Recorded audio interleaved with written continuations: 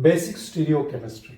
Under this heading, we are going to discuss what is chiral carbon, what is stereogenic center, what is the meaning of non-superimposable mirror images, what is the meaning of enantiomers, what is optical activity, and what is required for the optical activity. So these are the basic terms which are usually coming again and again under the heading stereochemistry that we are going to discuss in this video. First of all, chiral carbon. I think most of you know the meaning of chiral carbon. When there are four different atoms or a group of atoms attached to the carbon, that carbon is called chiral carbon, and this is represented by using a asterisk. This is also called stereogenic center. When this chiral carbon is there in the molecule, and that molecule is considered as an optically active molecule, that we know. Now I have drawn this diagram. I have represented this molecule in its tetrahedral form, and I put here mirror, and then I find its mirror image. Now see, these two are, one is object and another its mirror image. These are non-superimposable mirror images.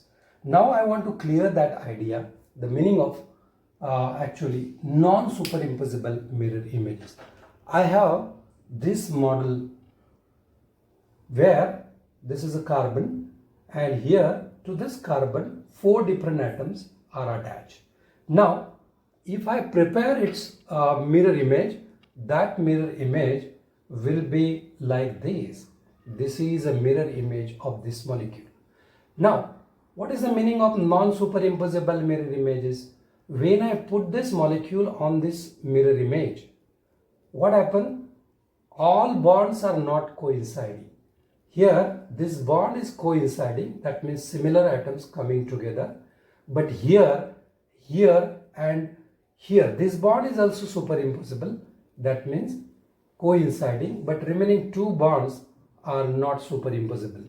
They are not coinciding. Even you can rotate this molecule. If you try to bring all molecules together, I mean all similar atoms together, it is not possible in this molecule. You can rotate this molecule anyway without breaking its bond.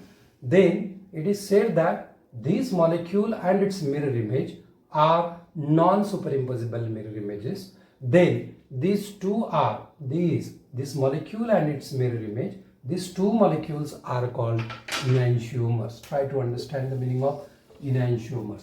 So what are enantiomers? Enantiomers are always non-superimposable mirror images.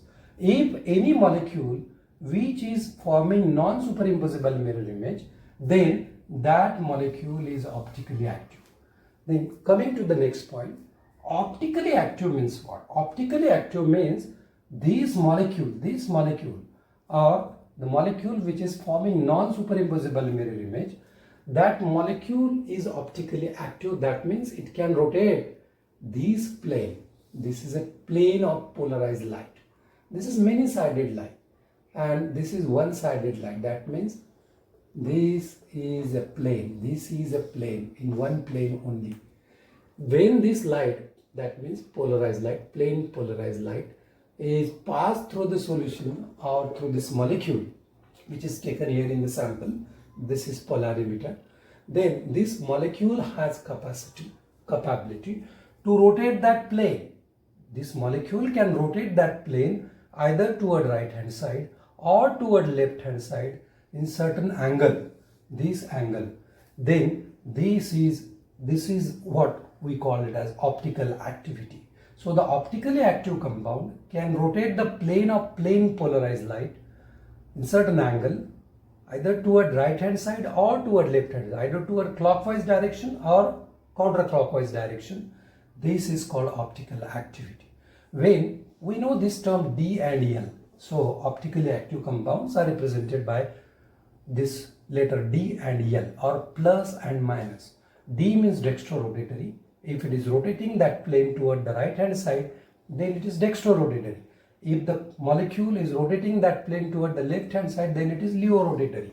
or plus and minus signs are used to represent dextro and levorotatory molecules. Now, these property, this optical activity is very, very important. Now, we have seen for optical activity there must be a chiral carbon or stereogenic center, that we know. But there are certain molecules which are having two or more than two chiral carbons or stereogenic center, but they are not optically active. For example, mesotartaric acid. This mesotartaric acid having two chiral carbons, but still it is optically inactive. This is optically inactive. So why this has happened? Again, you watch this biphenyl molecule. Here there is no such kind of chiral center, such kind of chiral carbon where four different atoms are attached. But this biphenyl is optically active. Or this allene, there is no such stereogenic center or chiral carbon, but still this is optically active.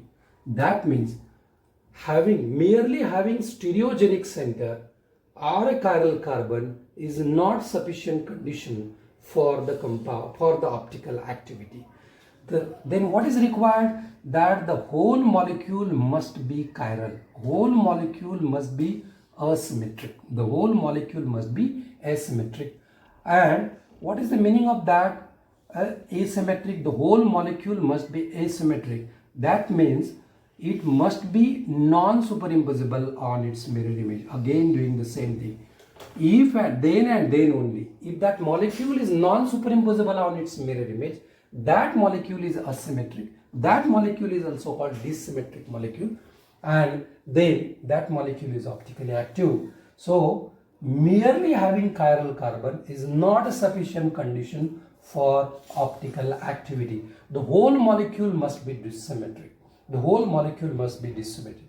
Then how to decide whether it is non-superimposable on its mirror image or not? Simply, you have to prepare two models, stereochemical models, and then coincide all bonds. This is one way.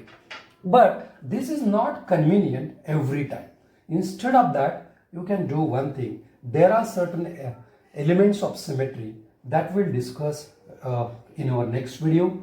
With the help of that elements of symmetry, with the help of three elements of symmetry, plane of symmetry, center of symmetry, and alternating axis of symmetry, with the help of these three symmetry elements, we can decide whether the molecule is non-superimposable on its mirror image or not. This is the simple way to decide whether the molecule is optically active or not. That we'll discuss in our next video. So this is all about basic stereochemistry, which is required to understand chemistry, stereochemistry properly. Thank you.